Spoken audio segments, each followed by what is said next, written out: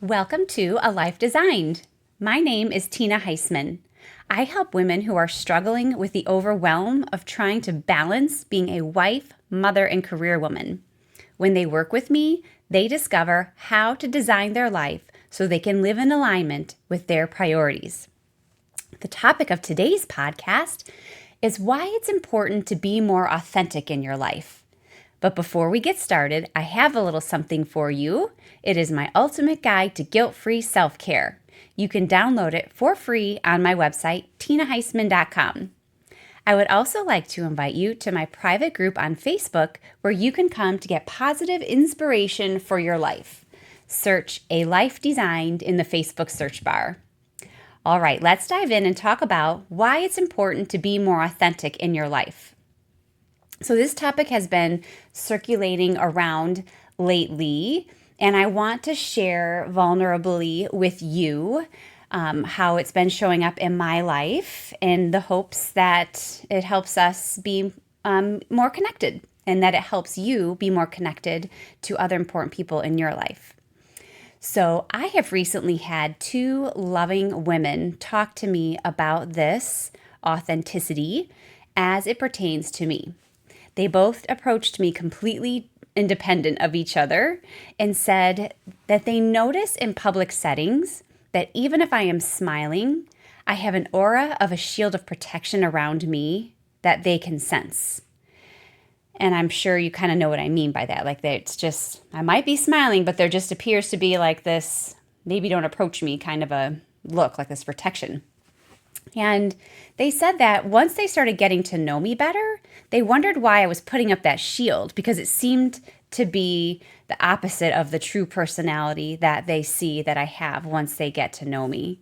And so that's a really good question. And I have definitely noticed this in myself. And I'm really grateful that this has come up so that I can work on it and so that I can notice when that protective shield goes up and try to let it go and just be me. And so I don't really know why I do it. If I had to guess, I would say that it would be to protect myself from being judged by other people. And I think that's pretty true for all of us. I think many of us put up a shield to protect ourselves from being judged by others. But how funny is it that my shield is actually causing judgment? Now, these two wonderful women approached me in a loving manner, not in judgment, but I am certain that other people who notice it are judging me for it. These women were just gracious enough to come to me and say, hey, like, that doesn't match up with who we see that you really are.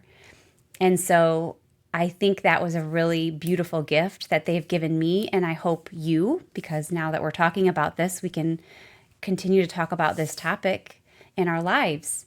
And I wonder why we do that. Like, if we're going to be judged regardless, like, why do we do that? But I think it is because it's easier to be judged for a shield that we put up than it is to be judged for who we really are.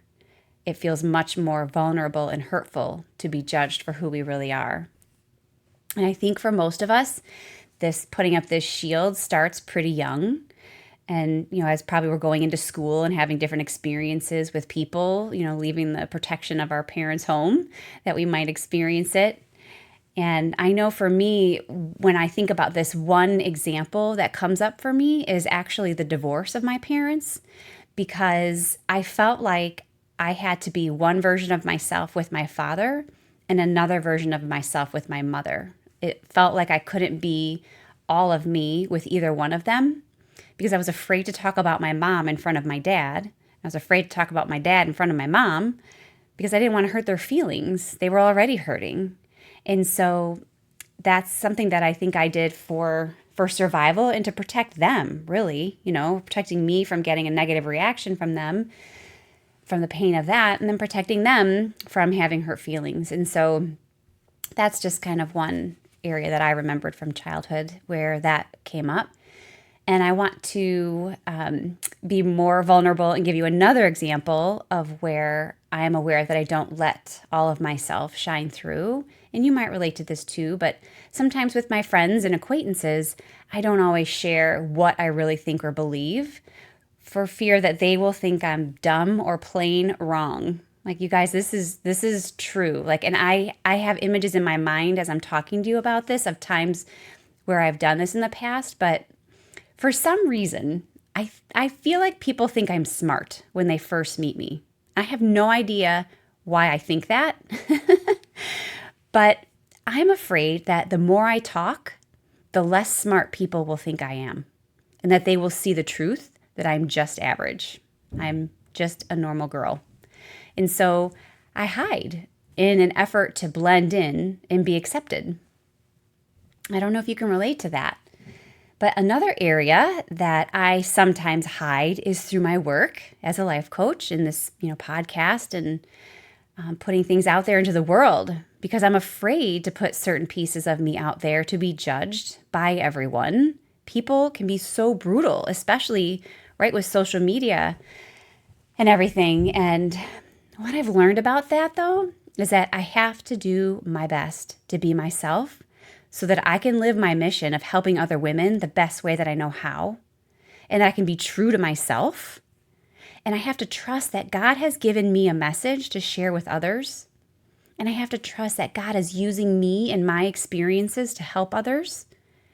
And I have to not worry about the people who don't connect with me. I have to be okay with it. We all do.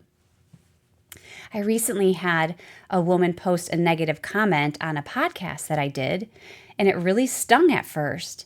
But as I read her comment, I could see that she was really hurting. She was really hurting, and she came across my podcast looking for help, but it wasn't the help that she felt she needed. And so she felt the need to tell me that. But I could see through her words that she really is in need of some help, and I just really pray that she finds it. And so I told her so. I just replied back with love and told her that, I hope that you find the help that you need. Clearly this wasn't the help that she needed. But it feels scary, right? To put something out there, to work hard on something and to put a piece of your heart out there and to have somebody comment that it's bad or wrong. And so I think we're all protecting ourselves sometimes, right? But the thing we need to remember is that we are not for everyone. Our personalities will work for some people, but not for everyone, and that's okay. We can't let that fear of judgment keep us from being ourselves. I once heard the rule of thirds, and I'm sorry, but I can't remember where I heard this. But the person said that 1/3 of people will absolutely love us, and 1/3 of people will be sort of neutral, and the last third of people won't like us at all. That really helps me to think about it like that. Like, we can't go out there trying to be everything to everyone. We just need to go out there trying to be our very best version of ourselves, our authentic selves. So when you think about being authentic, there are 3 groups of people that we need to be authentic with. First, we have like our immediate family and very close friends. And then we'll have our extended family and friends and coworkers. And then out there in the world, acquaintances and strangers, people we don't really interact with all of that often. So I want you to imagine yourself standing in the middle of a circle of people. So right around you is a tight circle of people, and those are your immediate family members and very close friends. Now imagine there's another circle of people outside of that group of people. That circle of people is your extended family and friends and coworkers, so they're a little bit further away in proximity. And then there's a third circle of people around you on the outside of your second group, and those are the acquaintances and the strangers. So you see, the people closest to you are in that inner circle, and the rest of them reach out from there. It's important to be authentically you with all 3 groups of people if you want to be truly authentic. Many people find it hardest to be most authentic with the people closest to them because they feel like there is much more to lose with someone close to you than there is with a stranger, right? And so for that reason, if you want to work on your authenticity, it might be easiest to start working on it with strangers on the outside of your circle and work your way in. So maybe you could start this week by smiling at the drivers in the cars going past you. Like these are people you don't even know, but just practicing smiling to the drivers in the cars. They may or may not see you, but you're practicing being you. You're practicing being happy and authentic.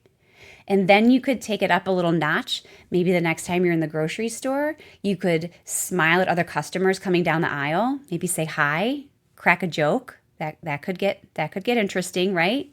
Smile at the cashier who's checking you out. So working on those strangers out there. And then once you have a week or two of doing that and seeing how it feels, then maybe move into the next circle. Maybe now you start being a little more authentic in your relationship with your extended family and friends and coworkers. And knowing that this can be very gentle. I'm not saying just go out there and, give a huge laundry list of all of the things you haven't been authentic about, because probably we're not really even that aware that we're not being authentic. It's kind of a subconscious thing, right?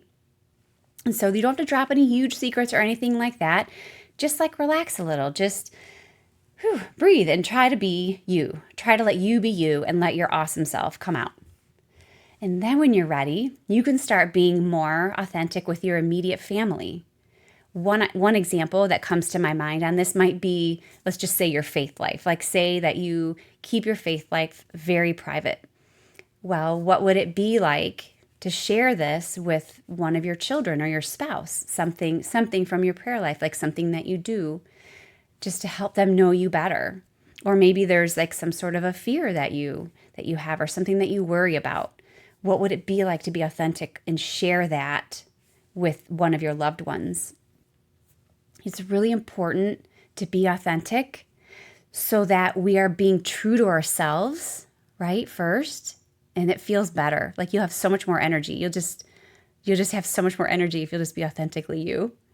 So being authentic for us, but then being authentic with our immediate family and friends, it's where it's most important. So that the people that we love most and love us the most know the true us. Being authentic increases our connection in all of our relationships, and especially those that are most important to us. Doing this is going to raise your joy and your happiness and your peace. It really will improve your life in all areas. It increases your creativity. It's such a beautiful thing. And it's really worth working on because God thought enough to make you exactly like you, right? I know that's something that we see on social media sometimes. There's not another you out there. And so we need you to be you, the rest of us in this world. We need to see your authentic you, flaws and all. And when I say you, I'm also talking to me. I want you to know that I'm going to be working on this with you. And also that this isn't a one-time project.